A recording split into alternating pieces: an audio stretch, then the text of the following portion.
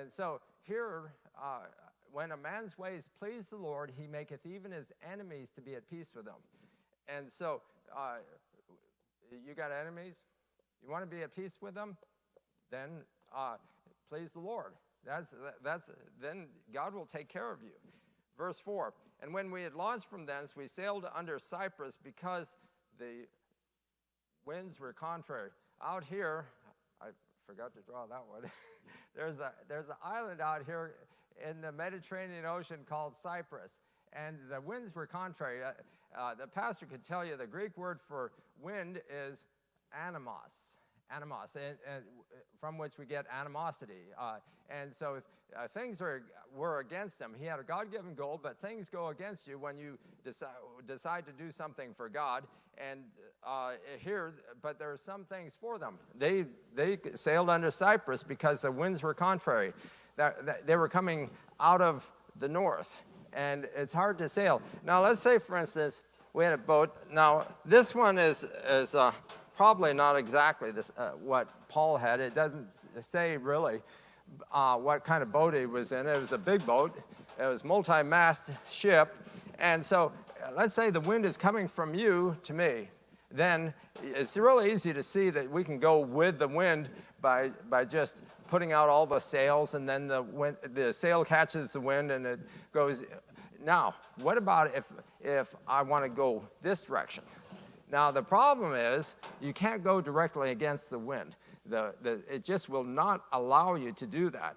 And so what they do is they go about 45 degrees. That's half of 90 degrees. They go about 45 degrees or whatever the wind will allow them to. They bring the booms in and the sails in close, and then the wind catches the sail, and the sail changes the direction of the wind. It starts coming out the back. And it hits the sail and comes out the back. Hits the sail, comes out the back. And so in Newton's third law of motion, we know that for every action, there's an equal and opposite reaction. Now, let's say, for instance, I have this balloon, and when I let go, the air is going to come out the bottom, right? Now, there's an equal and opposite reaction. What's the reaction? The balloon goes up. And there it is. And so we have, this is the principle behind sailing. You can go at 45 degrees. It hits the sail, and then it's deflected and goes out the back. And because there's an equal and opposite reaction, it pushes the boat forward. So they were going against the wind, which was difficult. And so what's necessary is to tack. What you do is you go at a 45-degree angle, and you go as far as you can this way. Then you come about, and you go this direction. And then you go as far as you can, and then you turn it about and go this way. It takes twice as long, but you can go up against the wind. And so when I was a teenager, my father bought a boat, a sailboat. It was 13 feet long, 21-foot mast, and we would sail against the wind. We would sail against the wind as far as we wanted to. When we got tired, then we'd turn around, and going with the wind is no work. It's just easy. So anyway, oftentimes the wind would come down the lake. The lake was fairly narrow, and so I would be at the tiller, and I would go this direction. And then when I came close to the shore on the other side, it was necessary to turn directions. And so I'd say to the crew, I'd say, ready about. That is no idle warning. When I say ready about, you better be ready. Because these things, this one's called a boom. And it's called a boom for a reason. You will get hit in the head. And so they say ready, and I say hard to lee. And so I'd push the tiller as hard as I could, and it would turn about, and then it'd catch wind, and then everybody would go to the high side of the boat. And then we would continue on and go back and forth, and we would make our way upwind. So where are we anyway?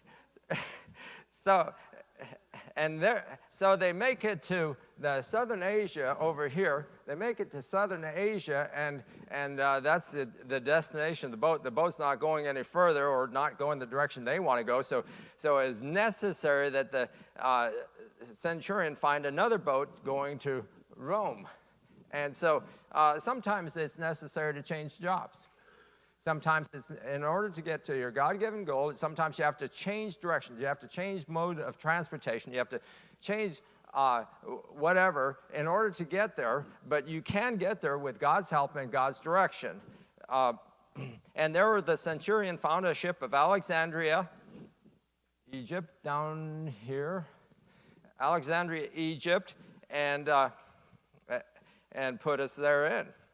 Paul, the soldiers, the seamen, they're all on that boat. And when we had sailed slowly many days and scarce come over against Cnidus, the wind's not suffering us, we sailed under Crete over against Salmone.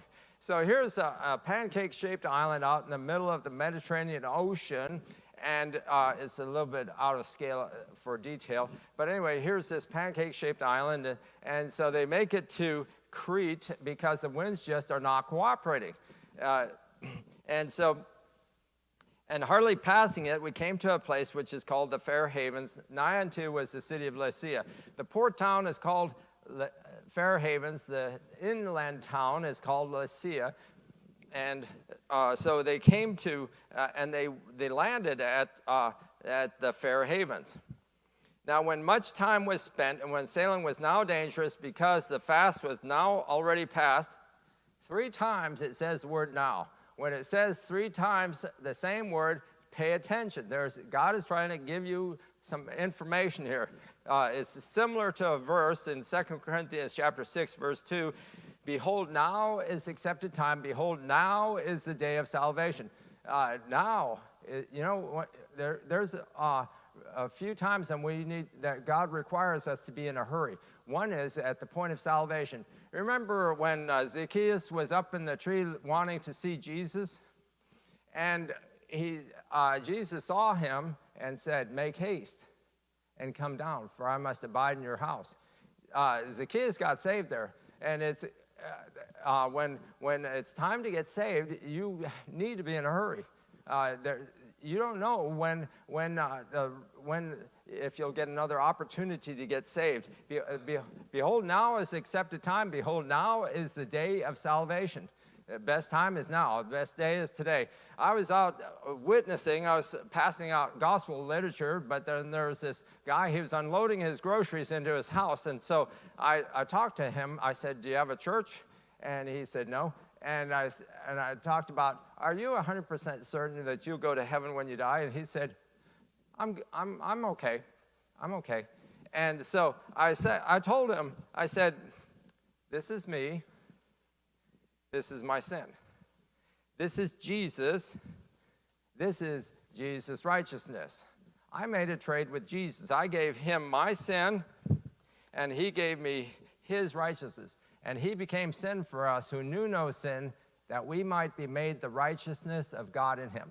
I said, is that a good trade? He said, yes. I said, would you like to make a trade and give Jesus your sin? He said, I'm okay. Well, so he took his groceries in the car and into the house, and that was the end of that one.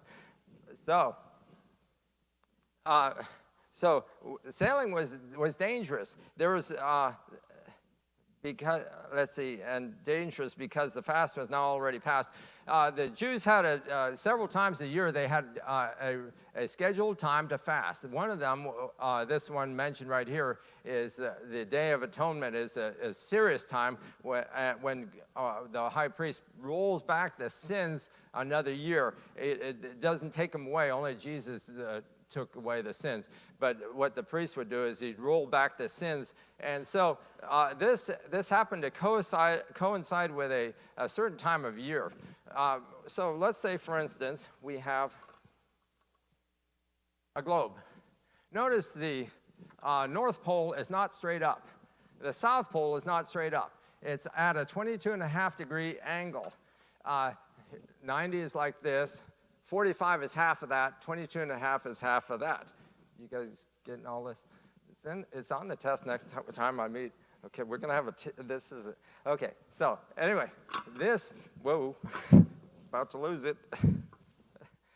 So this North Pole points to the North Star at all times.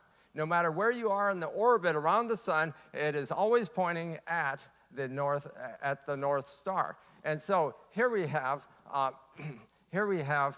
over here, the northern hemisphere is, pretend my head is the sun. I'm looking right here at the northern hemisphere, and it's getting a direct impact from the sun. Down here in the south area, South America and so forth, it's getting an indirect blow. It is winter time in South America. It is summertime in the north. And so then it goes around, swings around the earth swings around the sun, and then over here is, I'm looking directly at the southern hemisphere. It's getting a direct blow, but it's a glancing blow up here, and so the sunlight isn't as intense. It is wintertime in the northern hemisphere. There is a time in between the two, right here. This is called autumnal equinox. You see the word autumn in autumnal? Autumn, okay. And equa, that's equal. Nox is nocturnal, equal night. So at this point, there's equal day and equal night. There's 12-hour days and 12-hour nights. And that is the mark of the start of wintertime in the Mediterranean. No one sails in the Mediterranean Ocean in the wintertime, and you're fixing to find out why. And so Paul admonished them, and he said, "Sirs, I perceive that this voyage will be with hurt and much damage, not only of the lading and ship, but also of our lives." Life is dangerous.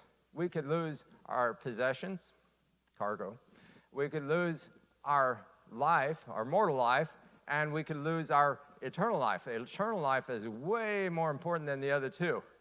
There was a rich Arab sheik who was out in a world cruise, and he fell overside. He had a huge belly, and he had a huge gold belt around his waist, and so he fell over the side of the boat and started sinking. All he had to do was unclasp his belt, drop the belt, and then he'd go to the surface like a bobber. But he couldn't turn loose of that belt. He didn't see the value of life. He lost his life when he didn't have to. He drowned when he didn't have to. He lost. His priorities were out of line. And our eternal soul is more important than all that. And so Paul was giving a warning to the group there. There's the captain, there's the owner of the ship, and the centurion, and he had a little talk with them and said, "Hey, this voyage is going to be dangerous. We're going to lose a lot." By the way, we're in perilous times now, guys. Be careful. Whenever I go outside out of the house, I carry a knife.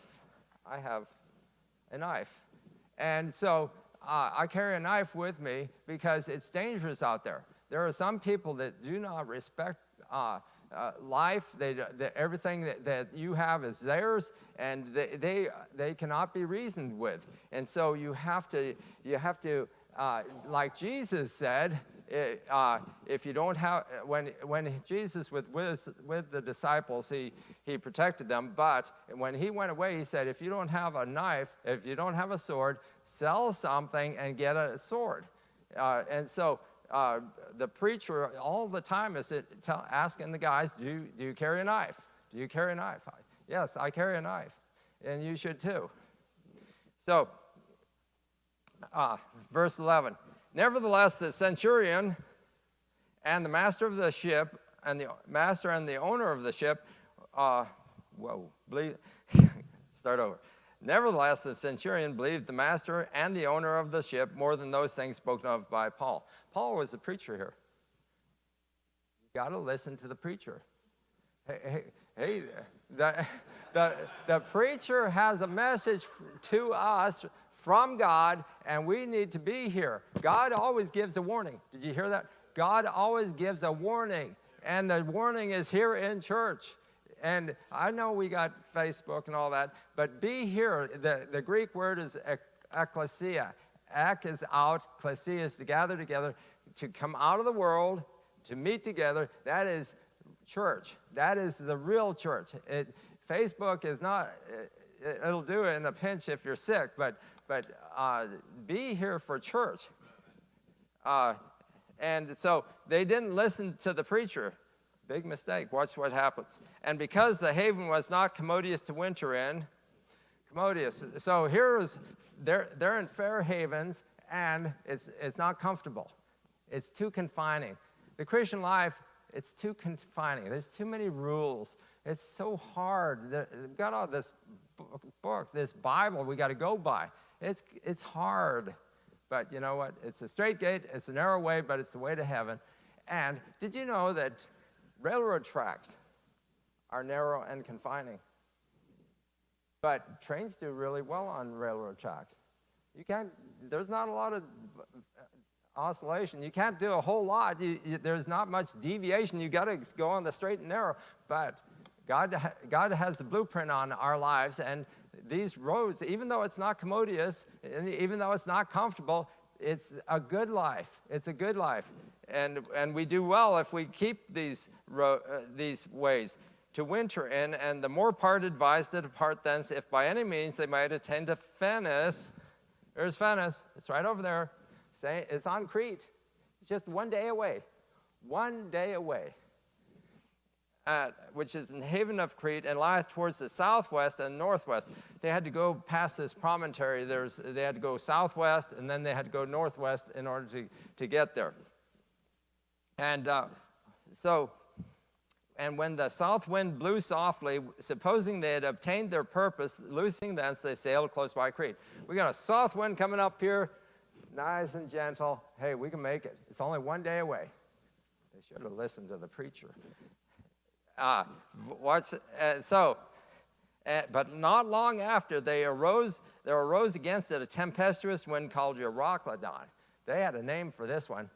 Oh boy, this is a bad one. Euroclydon. It's strong winds, waves, and rain. It's an awful storm. And when the ship was caught and could not bear up into the wind, we let her drive. Sailing ships can go against the wind. However, if it's a very, very strong wind, they cannot. For one, what happens is they'll push the boat backwards. There's this thing called a keel right at the center of the ship that keeps it from slipping. It'll push it right backwards. It'll push them sideways through the water. That's what a strong wind will do. And so drive is a sailing word. It means to go with the wind. And running under a certain island, which is called Clauda, we had much work to come by the boat. Running, that's a sailing term. It means going with the wind. Which when they had taken up, they used helps undergirding the ship, and fearing lest they should fall into quicksand, strake sail, and so were driven. The shipbuilders go through the woods, and they find the longest, straightest, strongest trees that they can find to use as the mast. It has to be strong. It has to be straight. And so they find the strongest, straightest ones. But in a strong wind, it will break these masts. Strong wind, they cannot carry all that sail. They have to lower the sail. Strake sail, that means they lowered the sails. They took down the sails. They're afraid of breaking the mast. And so they undergirded the ship. What they did was they put ropes underneath the ship, back and forth, and they strung it just as tight as they could to hold it together. They knew they were in awful trouble. They were in a lot of trouble. The ship is going to get broken up in the violent storm. We're talking violent, too. And we being exceeding tossed with a tempest, the next day they lightened the ship. They threw all the cargo overboard. There's the first prophecy of Paul. He said, we're going to lose the lading of the ship. That's the cargo. And they did. There it is. They should have listened to the preacher. And the third day we cast out with our own hands the tackling of the ship. That's the ropes. they're grasping at straws at this point. It's such an awful storm. What happens is when you're in a serious storm like that, then the waves will come up over the side of the ship, and then they got to bail the water out of the boat, and then it brings it down lower, and it scares everybody because the water's not supposed to be inside the boat. Okay, but when you throw all the cargo over the side, then it lightens the ship. It rises higher in the water, and less of the big waves make it onto the ship. And the third day, they threw out the ropes. They're grasping at straws. They knew they're in trouble. And just in case that makes a difference, we're going to throw over the ropes. And they needed those ropes. And when neither sun nor stars in many days appeared, no small tempest lay on us, all hope that we should be saved was then taken away. They didn't see sun, moon, stars, nothing. It was black as pitch, and they were in a violent, awful storm. And they were driven up and down inside the Mediterranean Ocean. The average depth of the Mediterranean Ocean is 1 mile deep, but when you lose something over the side, it's gone forever. 1 mile, wow, that's a long ways. But off of southwest of Crete, there's the deepest part of the Mediterranean Ocean. It is 3 miles deep. But after long abstinence, Paul stood forth. Abstinence. They fasted. Brother Sammy fasts 1 day a week. Hey, when things are going awful, get a hold of God. Give up a meal or two and get a hold of God. Spend some time in prayer and see what God does. Paul stood forth in the midst of them and said, Sirs, I perceive, sirs, you should have hearkened unto me. I told you so. That's what he says here. You should have hearkened unto me and not have loosed from Crete and to have gained this harm and loss. Hey, you should have listened to me. And now I exhort you to be of good cheer, for there shall be no loss of any man's life but of the ship. And which is amazing. They thought they're all going to die. It looked awful. For there stood by me this night the angel of God, whose I am and whom I serve, and saying, Fear not, Paul. Paul was afraid here. Do you remember when in Mark chapter 4 when they were going across the Sea of Galilee, and the storm came up, and Jesus was in back on a pillow, sleeping. And there's water coming into the boat, and the sailors were scared. These fishermen were scared. Fishermen used to make fun of other fishermen when they got scared of a storm. What's wrong with you? They'd make fun of. They were scared of this one. There was water going into the boat. They were scared. And they went to Jesus, Carest thou not that we perish? And there's times when you're going through a storm of your life, and you're wondering, God, do you even hear me? And so, carest thou not that we perish? He does care, but sometimes it seems like he's sleeping. And so, he took care of the storm first. There's times when all I wanted was 3 words. Peace, be still. And then he took care of the disciples. He said, don't you have any faith? This kind of rebuke would help them next time they go through a storm. And so he took care of the storm, and then he took care of the disciples. And so the angel said, Fear not, Paul, thou must be brought before Caesar. And lo, God hath given thee all them that sailed with thee. He's praying for everybody. He prayed for the whole crew. He prayed for the centurion. He prayed that everybody would be saved. He prayed for the sailors, and God granted him his request. Wherefore, sirs, be of good cheer, for I believe God that it shall be even as it was told me. It was told to Paul that things are going to get better. Howbeit we must be cast upon a certain island. This certain island is Jesus. And you're going to lose your life in order to gain Jesus. You have to give up your plans, your hopes, your dreams, your desires. You got to go with God. Give them all to God and say, I belong to you, and that's salvation. But when the 14th night was come, and they were driven up and down in Adria about midnight, the shipmen deemed that they drew near to some country. How in the world did they realize that they were close to a ship, to some land, you know? Because they must have had a sixth sense, or they might have picked up on some subtle little noise. So they have this device to see how deep it is. It's a rope with knots. A fathom is 6 feet. From here to here is 6 feet. And so they would have a knot every 6 feet. So let's say, for instance, I'm checking to see how deep it is. So see how this works. This is not working out. So, whoa. So anyway, so let's pretend that I'm on the side of the ship, and I'm checking to see how deep it is. So what I would do, so I'd get the slack out of it first, and then I'd measure how many fathoms there. I'd count the number of knots. There's a knot every 6 feet, and so they checked to see how deep it was, and so they would they checked it, and so they sounded and found it 20 fathoms. 20 times 6 is what?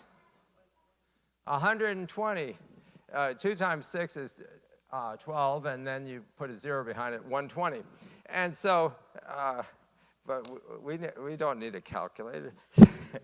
They went a little further, and they sounded again and found it 15 fathoms. So is 15 equal to 10 plus 5? And so 6 times 15, well, that's 6 times 10. What's that? 6 times 5 is 30. So 60 plus 30 is 90. 15 fathoms is 90 feet deep. It's getting shallow in a hurry. The average depth of the Mediterranean Ocean is 1 mile.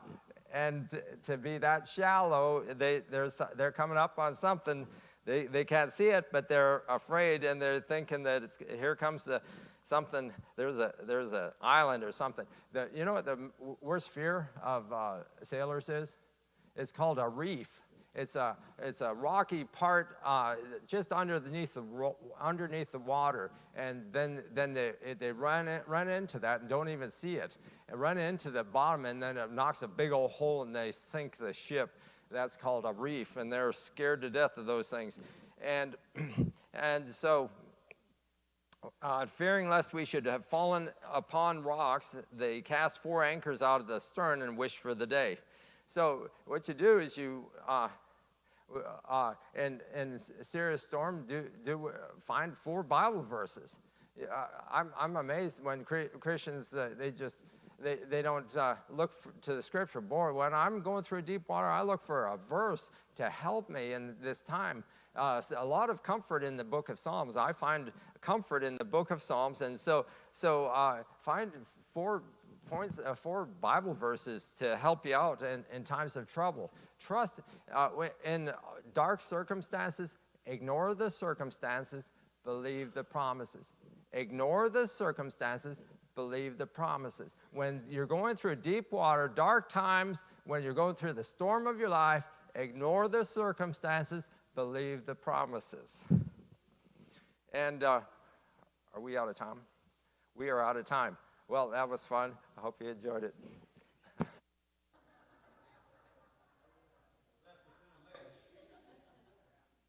Paul.